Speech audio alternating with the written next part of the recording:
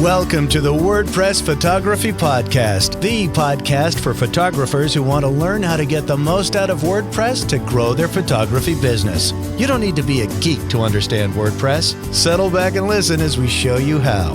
Now, here's your host, Scott Wyden-Kivowitz. Welcome to episode 19. My name is Scott Wyden-Kivowitz, and I'm joined by my co-host, Rachel from Photoscribe. Hey, Rachel. Hey, Scott. How are you? I'm doing well.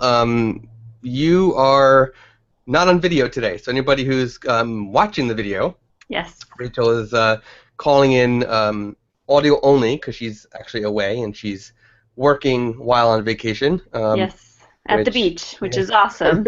Never stop dreaming, right? Yeah, which actually I did the same thing last week. I went to the beach here in Jersey, and we spent a few days in the beach, and I wound up working the entire time from the hotel room. So. I know the perils of working from home means you have the flexibility, but sometimes I actually don't mind because it's one beach day. I'm a very pale Irish Swedish, so the sun and I don't always get along. Yeah.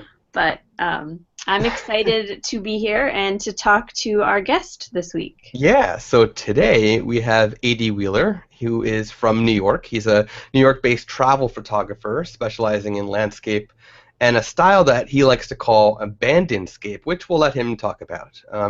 So A.D. runs TheExplorographer and is a creator and editor-in-chief at a new website, which I'm also excited for him to share with everybody, called Travel Obscura, and that's travelobscura.com. So to supplement his travels and the work that he shares, A.D. sells limited edition prints of his work on metal, so he does a lot on metal. He also licenses work for businesses, hotels, offices, and many more.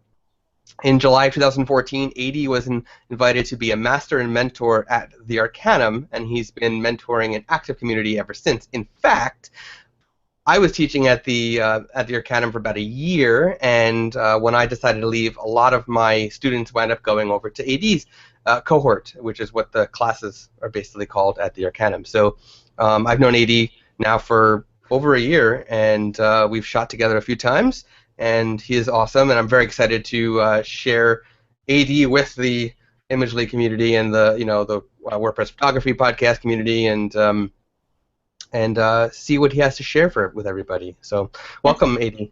Welcome. Thanks, guys. Thanks for having me. Yeah.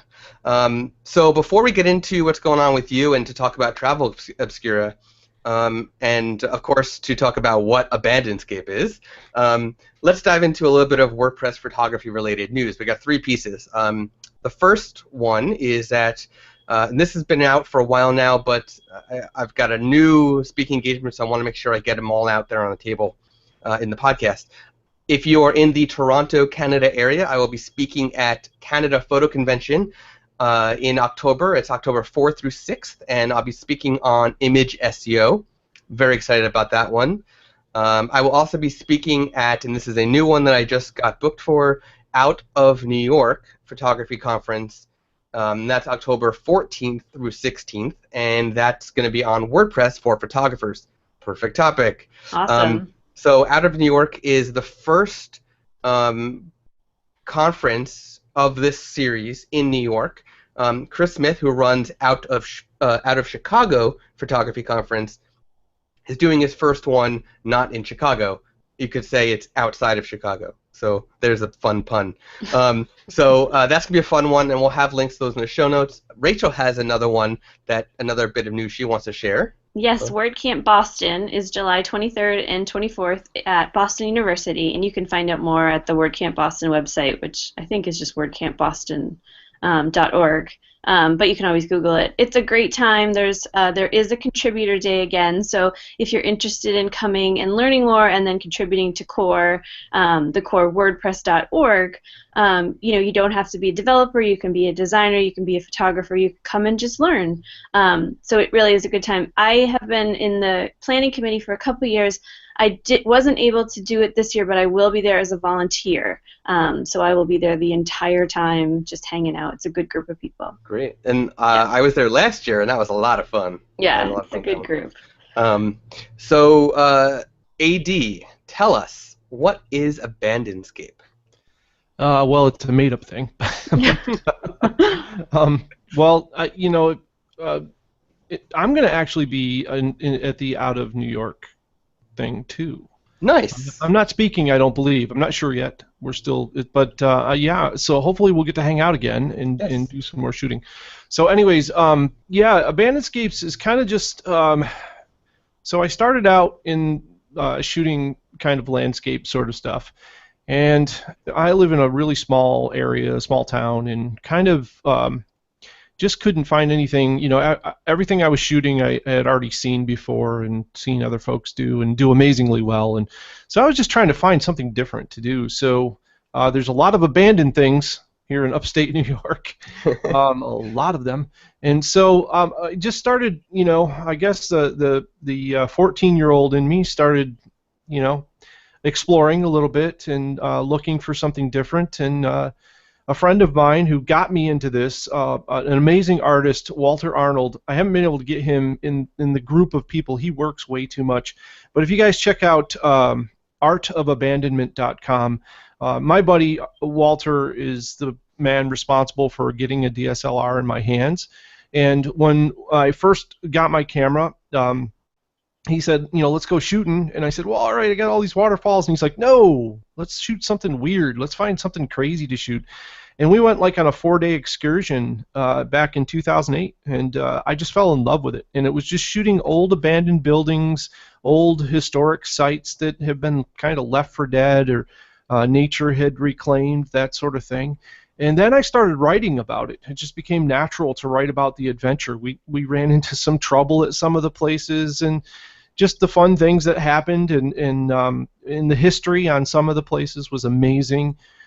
In finding out more about this, and then one thing led to another, and Abandonscapes for me was born, and I've been doing it ever since. Although since the Arcanum, I've done a lot less of it. Scott, as you know, it's a very all-encompassing thing and takes a lot of your time, and I don't do as much as I used to. But I'm traveling more now than I ever have. So It's especially time-consuming when you've got more than one cohort. Oh, brother, yeah, I have 46 apprentices, I think, right now total, and it does. Yes, I'm on sabbatical right now, actually, taking time off, so I was able to find time to actually do this podcast. But they do use up a lot of my time, but I love it. I love everybody in it. I know. I went to the website, the Arcanum, and it's like magical digital. I'm like, for the Harry Potter fan and all of us, who is also a photographer, it definitely has a very targeted market. So I love the idea of Abandonscape. I love that you're doing, beautiful landscapes, but with this element of intrigue and things that you find in your local community. When you say that you're writing about it, were you blogging? How were you getting that message out to go along with your images when you first sort of started this journey? Well, yeah, when I first started, the whole goal was I wasn't big into social media, so the whole goal was to actually, I don't think social media was all that big when I first started it. And I really just wanted to create a website and write little stories and include all of my photos. Like, I wasn't very choosy about the photos. I would basically put everything in there that I shot. And some of my stories, especially my earlier stories on my website, are almost like mini novels. They're literally, they have 30 and 40 photos in the story, and I go through the whole history and multiple visits and all sorts of different things. And it just was a way for me to kind of record what I did so that I would remember about the history of these places, because they don't last very long. It's interesting. In Abandonscape photography, generally what happens is you will find a location and it'll either be abandoned and pristine, and I mean pristine as in like overgrown by nature, nobody has really been there, there's no tagging, there's no scrapping, it's kind of just this rundown building or site that just looks like humans just disappeared off the planet. And so, that's the ideal time to get it. But shortly after a few dozen people shoot there, and people, even if you don't release the location, people still find it, and right. And then it gets destroyed, and then it's gone. So there's a very small window, and I these locations are so amazing that you cannot not share them. You know, a lot of advocates out there will say, don't share, don't share. The thing is, people still find them, and I think it's really important for people to know that we kind of are a throwaway society. And you know, in Europe, I first got into abandscapes because of the Europe scene, and over in Europe, they have this amazing urbex scene, as they call it, urban exploration, and they find these sites, and they not only photograph them, but they clean them up. And this is the photographers and artists, right? We don't do that over here. Nope. You know, and we also don't reuse, we don't reclaim.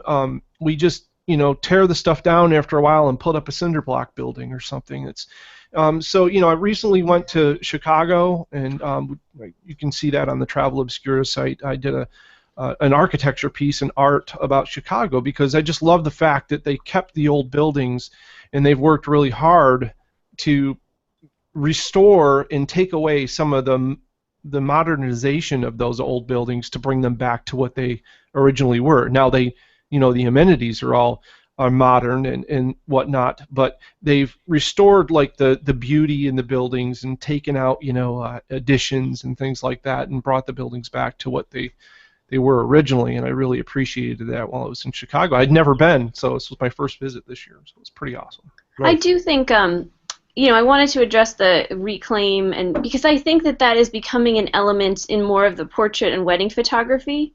Because I think that the trend is the Pinterest, you know, to see those, you know, reclaimed barn doors coming in. Mm-hmm. So it's interesting from, you know, the different points of view, the different sort of how you monetize your photography business, where you're doing travel and landscape. You have this one point of view, and then for the portrait and wedding photographers who are out there like drooling over those, you know, those reclaimed elements to add that vintage feel to, you know, to have it with, whether it's with people or without people. So I wanted to get back to, you just started writing in terms of not worrying about building an audience, but did an audience just start to happen naturally because you were putting it out there? Yeah, partially. I didn't get a lot of coverage at first, and I really wasn't concerned with that as much as I was just getting it recorded. And I also was doing art festivals at the time, so I was doing a lot of juried art festivals, trying to get my work out there as far as just the photographs themselves. And I started to, and Walter helped me with this too, because he's kind of like a pro at it. And it really just kind of evolved after a while, because people wanted to know when they'd see the stuff on the wall, or in my booth, they wanted to know more about the location. So the stories started coming forward, and then after a while it was like, well, just check out my website. And then of course social media came along, and all of it, the shift went away from the website. And for a long time, and I say a long time, 3 or 4 years, which is a long time when you're working on a project, one single project, I tended to lean more towards just putting stuff on social media and kind of not supporting the website like I should. And it wasn't until this whole teaching in the Arcanum thing that they called upon me for a higher level class, what they call a Sphere 2 experience, which is a tuition-based part of the Arcanum. And at that point in time, the whole Travel Obscura thing was kind of born, and I really shifted the focus and taught 16 people to come back to that core, which is your website. Because Facebook, as much as we love Facebook and as much as we love Google Plus and all this stuff, they're going to go away at some point in time. Yeah. They will go away.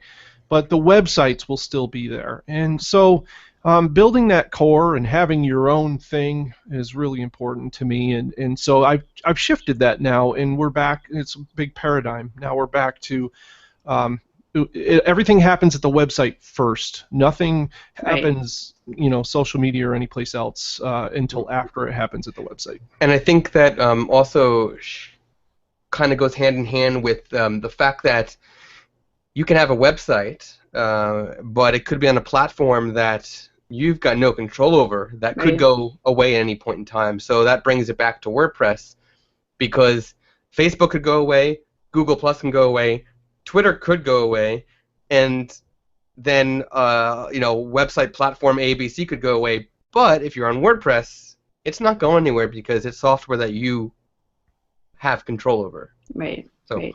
So that's the $1,000,000 question.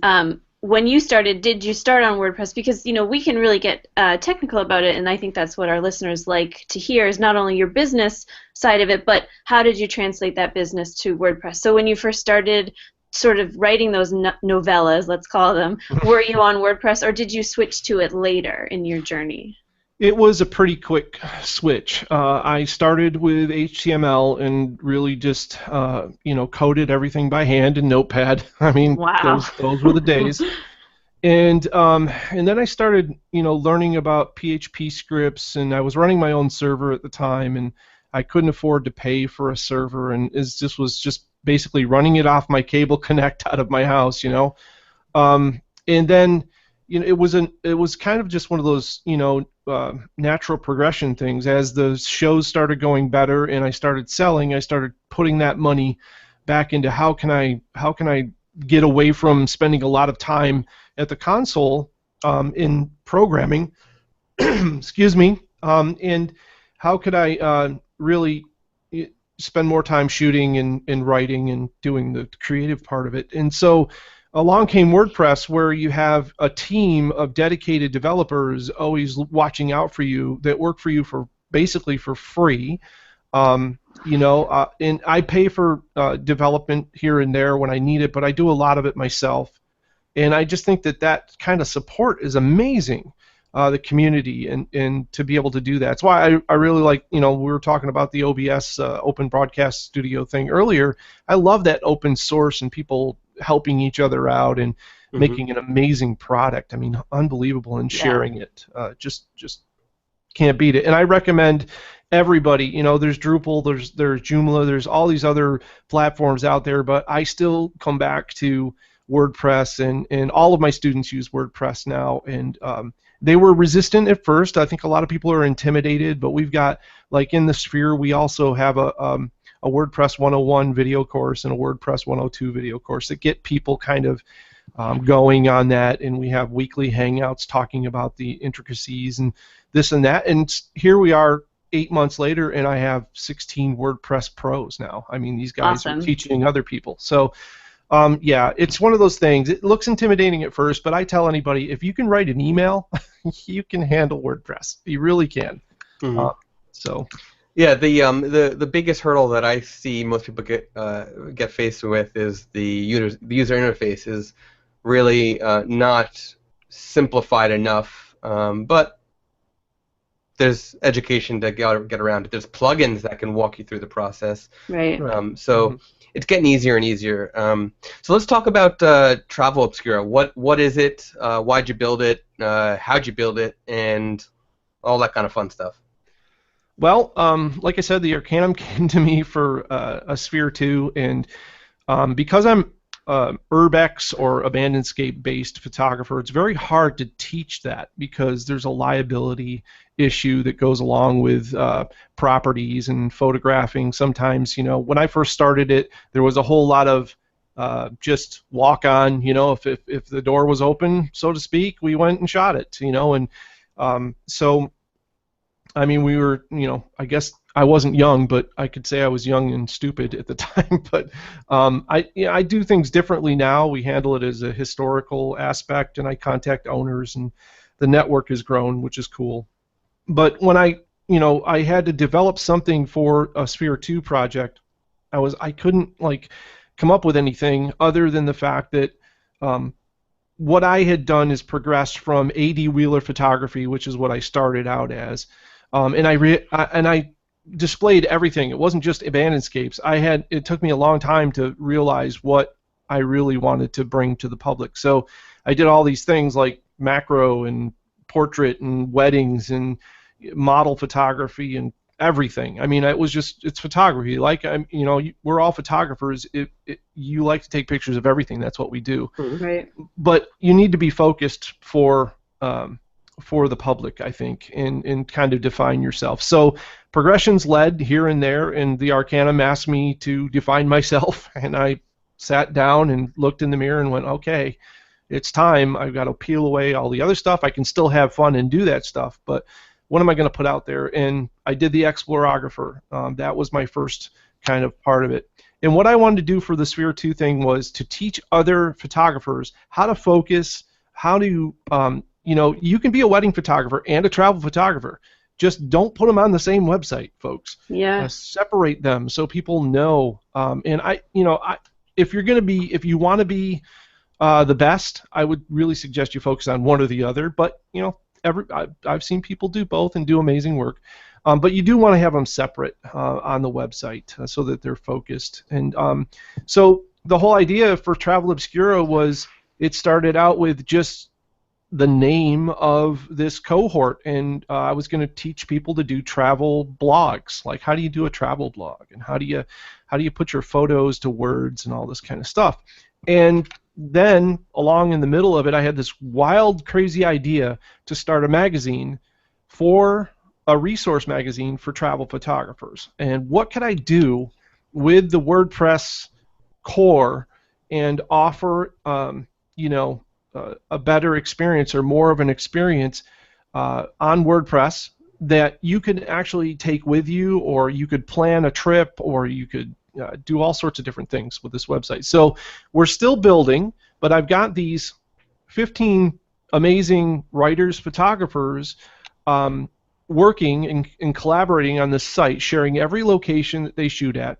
And we have a little thing called a bucket list where you can go and you can favorite the post that you like, and we have a profile page that saves those favorites so that you can go back and find those. If you're on the road, you can just call it up on mobile. It's a very mobile-friendly site. And when you call up those favorites, there's also a world travel map where you can find directions from wherever you're at in the world to this location. So Wow. And what we want to do down the road, if we can get enough support, it is a subscription-based website. There's a lot of free stuff on it. You can go and you read all the stories you want and enjoy all that. You can favorite all the things you want. You can use the bucket list feature. That's all free. You do have to sign up in order to use all that stuff, but it's free. We have a $2 a month subscription rate, which gets you a bunch of features, and then we have a $5 supporter per month subscription, which is a reoccurring thing. And that gets you into private communities, it gets you photo critiques, it gets you travel tips, maps, hiking, Jeep trails, all sorts of crazy stuff. And the goal is to get the website so that it's user supported, and then once we get to a certain level, we want to develop an iOS and an Android app which uses the data from the website in a really nice, well laid out app instead of just a mobile page, which is what we're doing right now. Yeah. You should look at AppPresser and Reactor. I've looked at both of those, and I'm very excited. We're not ready yet. We have a lot of fine tuning, and the thing that's cool is that the site has a link on it, a beta link, and you can provide feedback directly to us. And we, if you want to see a feature on the website, and we've got a lot of really cool features. We've got private forums right now. We've got gear reviews done by our very own, Stu Davidson is doing gear reviews for us.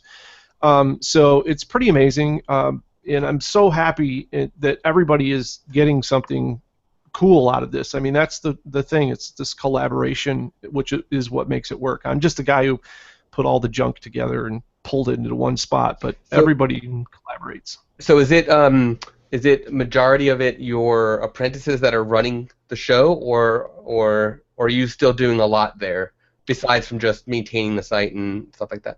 I'm in a full editor role, really. I just kind of oversee the site. They're all handling. What's really neat is we have everything pretty much automated from each WordPress site, and we're using the NextScripts auto poster to actually, when they post, it auto feeds right into Travel Obscura and then is parsed in Travel Obscura and reformatted for Travel Obscura to fit that theme. So what's really nice is it's pretty like no load on most people. I mean, so you're actually cross-posting from their own sites to Travel Obscura, right?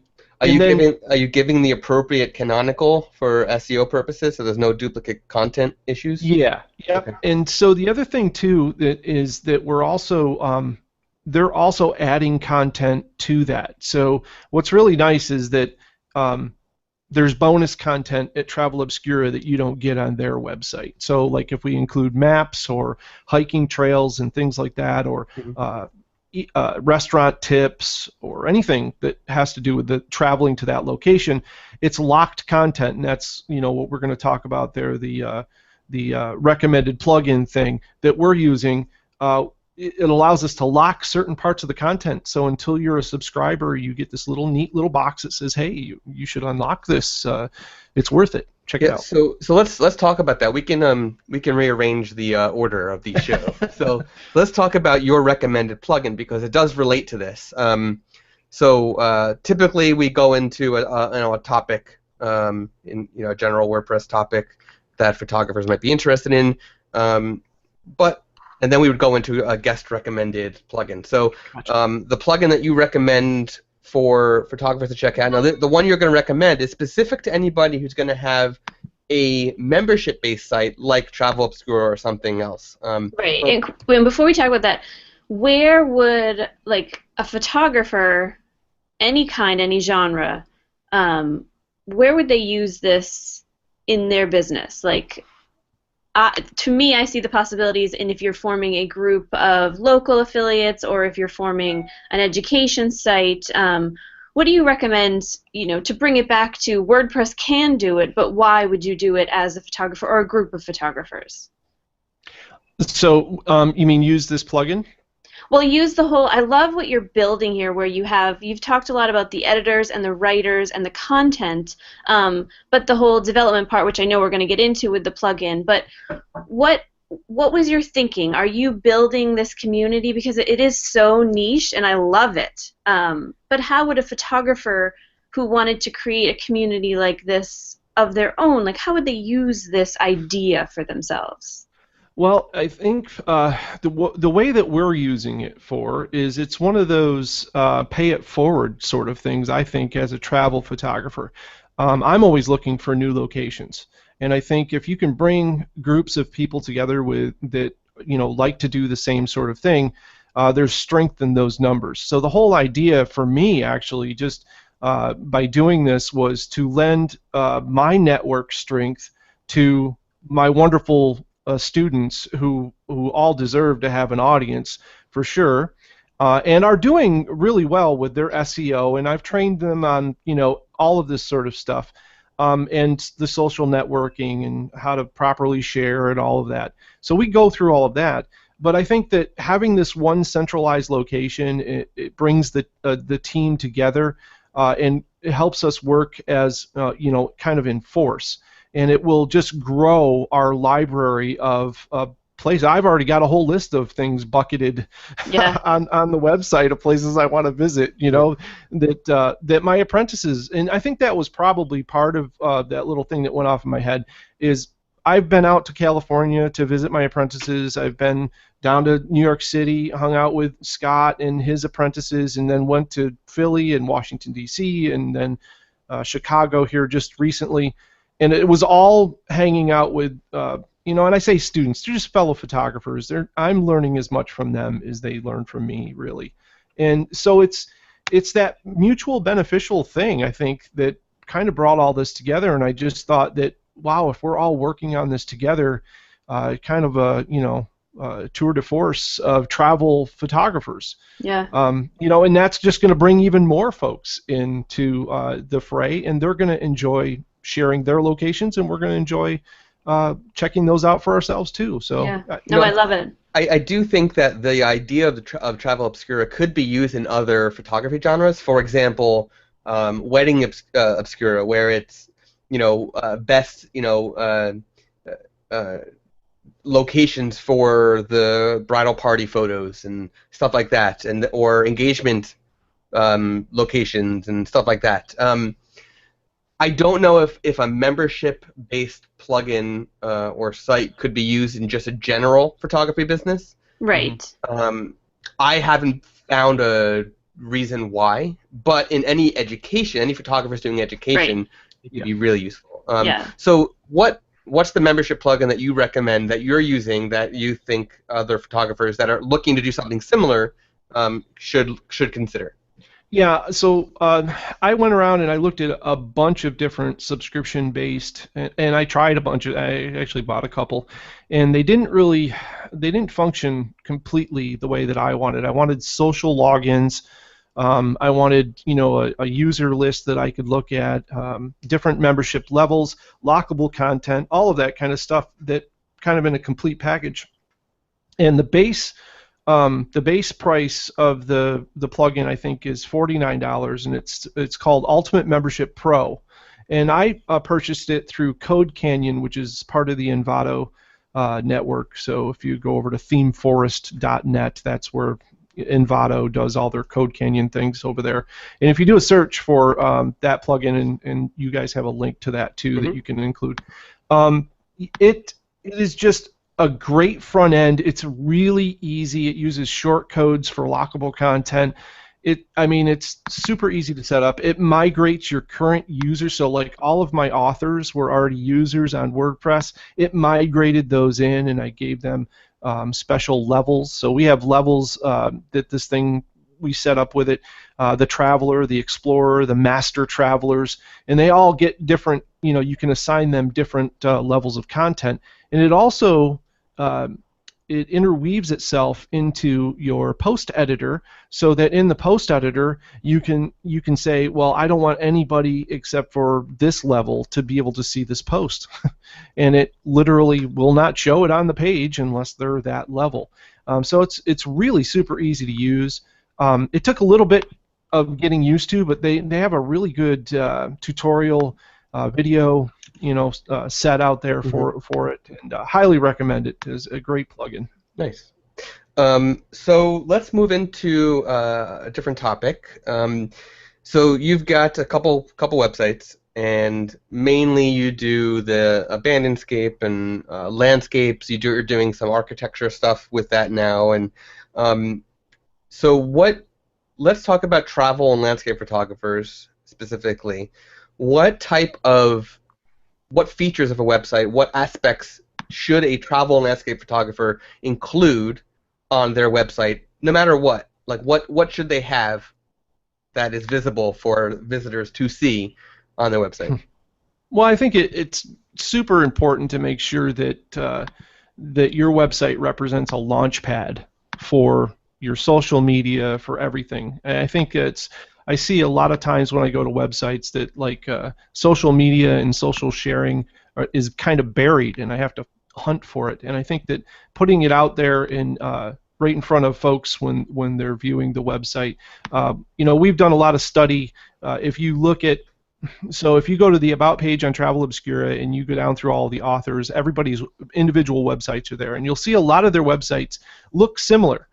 We've done a lot of data study and looking at what is working for travel photographers out there, and we've basically given foundation websites to all of these folks so that they can concentrate on their writing and on their content over little design elements. Like all the basic design elements are there, grid design and whatnot, and sidebars, monetization, and all that sort of stuff. I think as a travel photographer, it comes down to what you need on your website. If you are individually wealthy, you probably don't need to have revenue streams everywhere. Some of us folks, though, myself included, I have several plugins that I use, so I've worked out affiliations with those people, and those affiliations ride alongside my content, so people know when they see my photos, they know what I use to create those photos. I also do quite a bit of Amazon linking and that sort of stuff when I do product reviews. I think all of that stuff is important. I mean, there's a whole bunch of little teeny-weeny elements out there that may not seem very important, but when you put them all together in a certain format, they work really well together.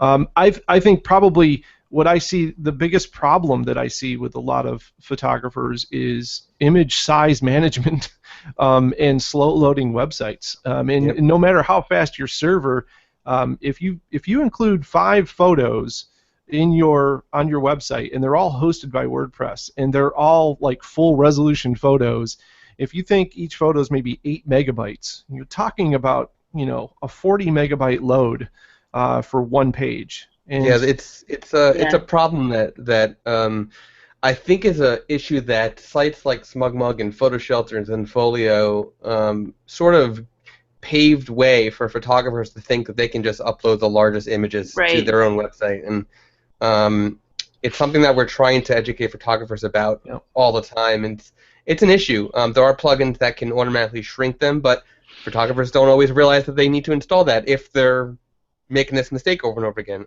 Sure. Yeah, So- and that's the number one thing I teach is image optimization.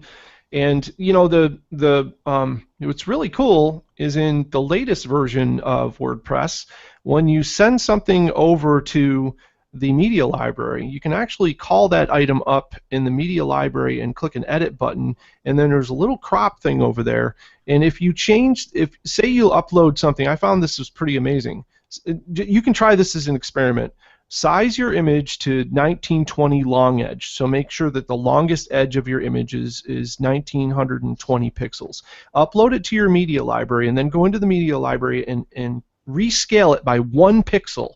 So change it from 1920 to 1919. It will cut your image size in half.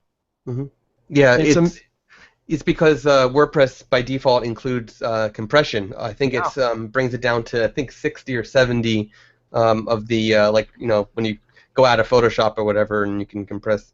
Well, and I've done 60% out of Photoshop and then taken it to WordPress and done that same thing, and it's cut it in half again. It's gonna keep compressing it. If you keep doing it, it's gonna keep compressing. That was new as of version 3.5 too, right? Right. Yeah, it used to be 80. Now it's down to 60 or 70. But the image quality is still pretty darn good. Yeah, if you do it once, it should be okay. If you do it more than once, then you're going to have an issue. Right, and there are plugins to turn that off for photographers. Yeah. So, if you, like, we talk a lot about JPEG Mini, and there are the plugins to choose, like, is Smush It a good one? I've seen that on a lot of sites. I used Smush It while Yahoo had that algorithm live, and the plugin used Yahoo's actual Smush algorithm. Yep. When Yahoo discontinued it, and the plugin that Smush plugin was acquired by WPMU Dev, I stopped using it, and I just do offline compression with JPEG Mini now. I don't even bother using the plugin anymore. But there's tons of plugins out there.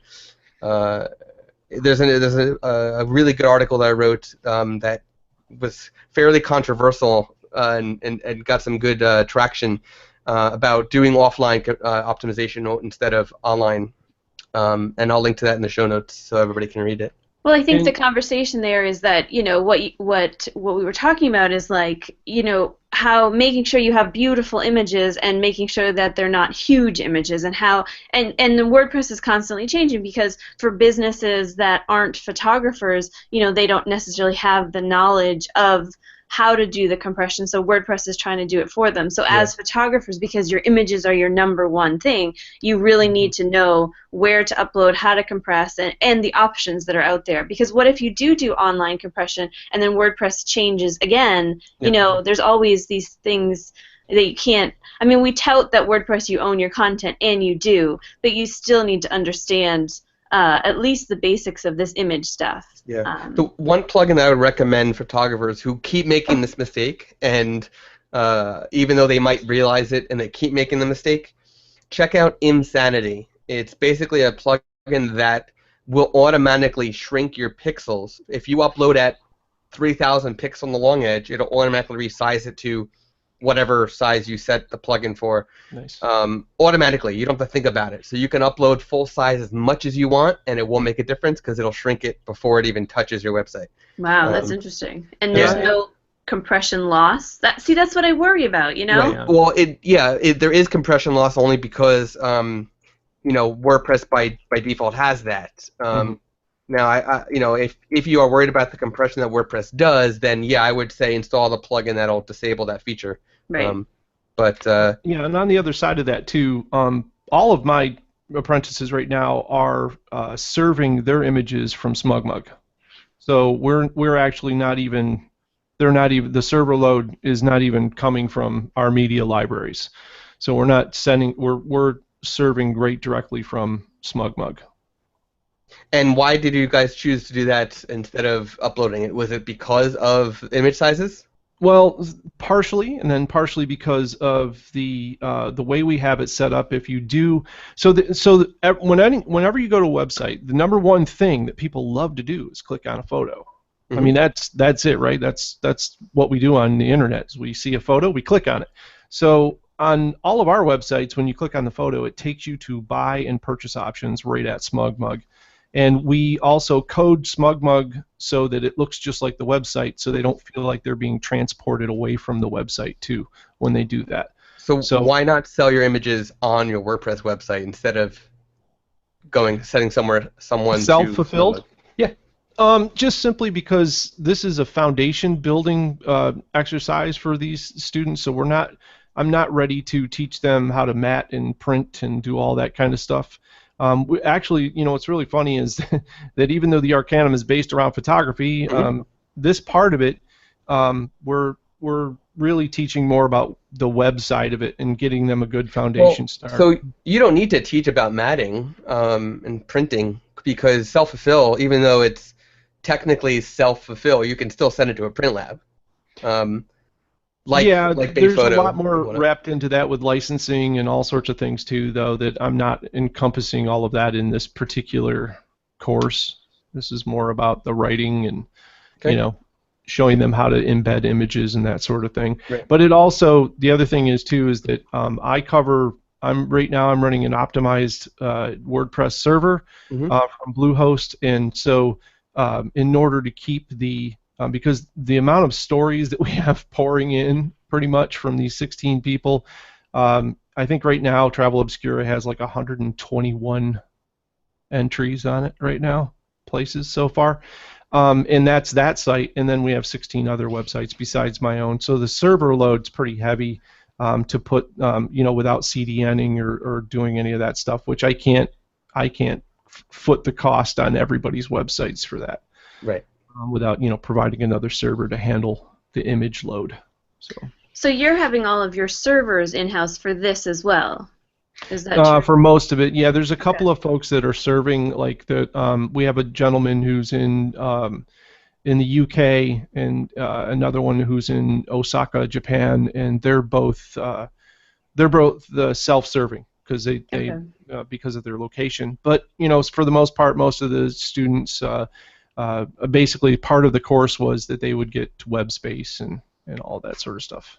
So we talk a lot about managed versus shared hosting here, because most photographers don't necessarily know someone.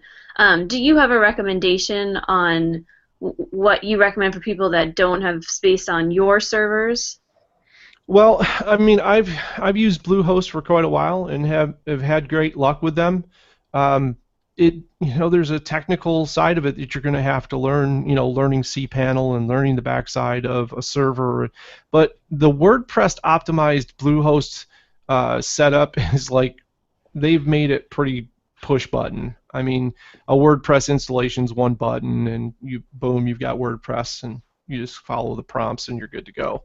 And they have Varnish they use, which works with some plugins, doesn't work with all plugins. Like on my server, I've actually had to disable Varnish because it interferes with my digital downloads, which I do self-serve for all my photo tools off my website. I do self-serve all of those, and Varnish interferes. Its caching just doesn't work. So for anybody who doesn't know what Varnish is, basically it's a layer of caching, like a caching plugin for WordPress, except it's on the server side. Varnish is a really good caching level, but it is finicky. So if there is something that does not play well with it, your site will have more issues than it actually helping it. Yeah. It was very frustrating, because I had just gotten my site finished and moved over to this new server. Everything got migrated over, and they turned on the stuff, and everything was working great and awesome, and I armed my plugins, and all of a sudden everything blew up, and so we finally narrowed it down. Their support was great, though. I mean, they narrowed it down and realized that it was Varnish that was causing the problem, and we turned that off, and everything went back to being awesome. Yeah, I feel like caching and CDN are always something that you want to talk to your website host about, and that's why we really talk about managed hosting for photographers, because then you can have that conversation like, oh, this isn't working, why? And they can recommend, well, we have this CDN. I know Imagely has that provided for their hosting, and then some of the shared hosting don't, so they recommend that you install it, and then it could break it. So having that conversation with whoever you are hosting with is very crucial, because, I mean, even I'm a halfway technical person. I'm not as technical as either of you guys, but that gets confusing when you're talking about CDN and caching and where things are going when you're a photographer and you just want to upload good, beautiful images, you know? Yep. And that was the goal with the Sphere 2, was to take I would take that role for them and, ease them into it. Like, that's one of the problems that we talk about in the Arcanum. Sometimes things, it's just too much to handle all at once. And so, that's my position there, is to kind of ease that for them. They don't have to worry about that sort of thing right now, but they're learning about it, which is important, that they don't have to try to do it, like on the fly for real on a live website, and we started out with a lot of the websites, we sandboxed a lot of them and didn't go live with them. We just allowed people to kind of play around and get them the way they wanted to, and then we armed them with, the real domains and started releasing them to the search engines and all that sort of stuff. So awesome. Rachel brought up something earlier that I wanted to just quickly touch on. There's always this area where I hear people compare shared hosting to managed hosting, and I recently put out this article about the difference between the two and actually how you cannot compare the two. So I just want to quickly touch on it before we close up, because it's such an important topic, because Imagely hosting is a managed host, and Bluehost is a shared host that might offer a managed plan. But they're actually very different. So shared hosting is basically a server that your website sits on, but has hundreds of other websites, hundreds of other customers on the same server, which has its vulnerabilities and has its upsides. Upsides is you're basically renting space on a server with many other people. So imagine you're renting an apartment in a huge apartment complex. It's going to be less expensive than if your apartment was, in an apartment building that had 4 apartments. Right. So the rent is cheaper, right? Let me interject real quick there while you're on that subject, because I do have a little story that goes along with that. When I first started with Bluehost, I was on a shared server, and I was experiencing horrible performance. Yep. And I didn't know why. And when I looked at the error logs, I saw that whoever was sharing the server with me had a, let's just say, bad website on it. Let's just say bad website. Let's put it that way. And I went to Bluehost and I said, hey, man, this isn't me, but I'm having poor, and they're like, well, you're on a shared server. Right. Bluehost actually offers a dedicated server, which is what we have. So we have a dedicated WordPress server that I actually have I have 15 websites on, but we're not sharing it outside of our group. No one else is on our server. So dedicated is so there's many different levels. There's shared, there's VPS, and then there's dedicated. Yep. Then there's cloud. And so let's shared hosting, getting back to the fact that it's cheaper, it does have its vulnerabilities, like what AD just said. If somebody else on the server is having an issue, your site can have an issue. If one site on the server gets hacked, your site can get hacked. Right, and most photographers are on shared hosting, and they may not know it because they go to GoDaddy or Bluehost, and both are reputable, but they're shared. Even SiteGround, I mean, those are shared hosts, so you are on a server with other, even though you may not know it. Yeah. Now, managed hosting is actually not a style, a server of hosting. Managed hosting is literally a company that is maintaining your website, doing the security checks, doing the updates, if it's available, doing backups, handling your CDN, doing all that kind of stuff. Right. That's a managed host. Handling the maintenance of your website for you is a managed host. And there are different types of managed hosts. Like what Rachel just said, SiteGround is a managed host. Every plan that they offer is managed. Right. But most of their plans are shared hosting. Even their cloud plans are shared cloud hostings. So what I wanted to bring into this was that the difference between a Bluehost shared plan, even a Bluehost VPS plan, a dedicated plan is going to be very different. But an Imagely managed host, we only offer one type, and it's basically a single account in Amazon's cloud. So you have not only is it single, but each of your sites that you have hosted with Imagely has its own private cloud server.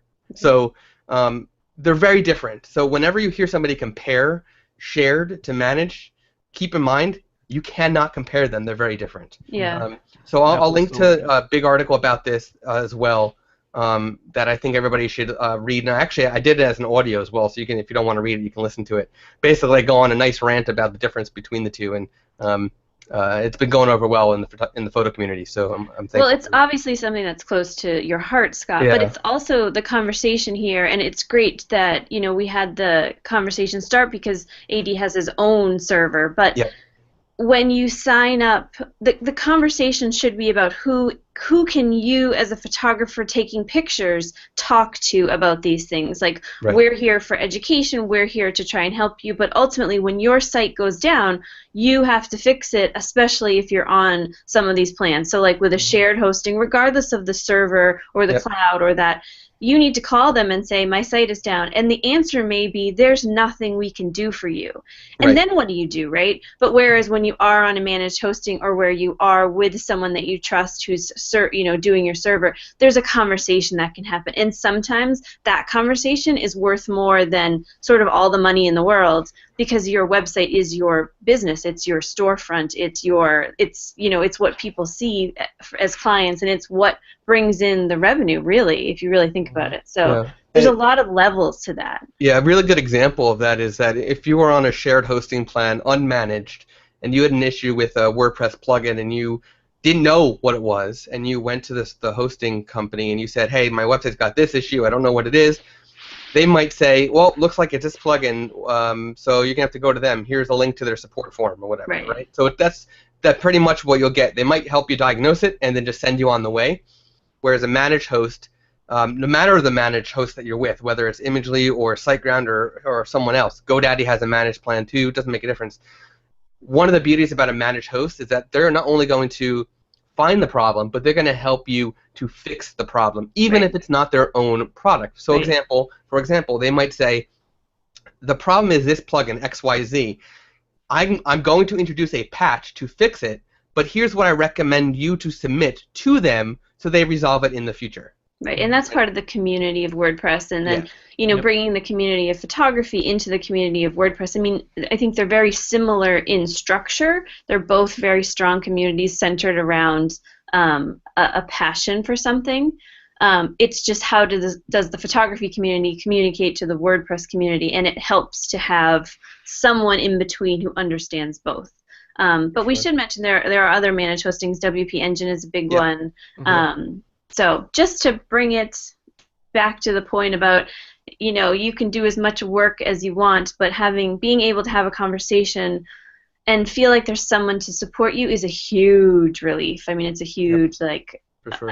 I can't even think of the word, but just peace of mind. There it is, So anybody out there, I'll throw out this plug really quick if you guys don't mind. If there is anybody out there who is interested in what we're doing with the Travel Obscura thing, I actually just did open up another 5 slots available for another round of folks coming in. So if you're part of the Arcanum or thinking about it or whatever, that's out there. That's awesome. I was actually going to ask you about that, about if you were going to open more, and because I think, so do you have to be a member of the Arcanum to sort of get into that running? Well, right now, as it stands, the project is kind of closed to the Arcanum apprentices. Travel Obscura is. The thing with the Arcanum is you have to come in and do like a Sphere 0, Sphere 1 before you can get to this program with me, because it's it goes by levels. So if anybody's interested in the Arcanum, they go through the first couple of levels. It's pretty quick if you put your mind to it. You can be through it in a month. And then you can come on, and possibly get into this project. We've had a lot of folks ask us about, like, are you taking on writers, any more authors, any of that sort of thing? And right now we are not.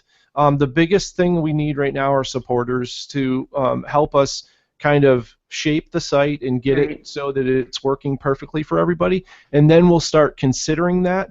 But the overall goal here is to revenue share at some point when we get self-sufficient, to revenue share the website income with the authors. So it's going to be like a paid thing someday. We can get there.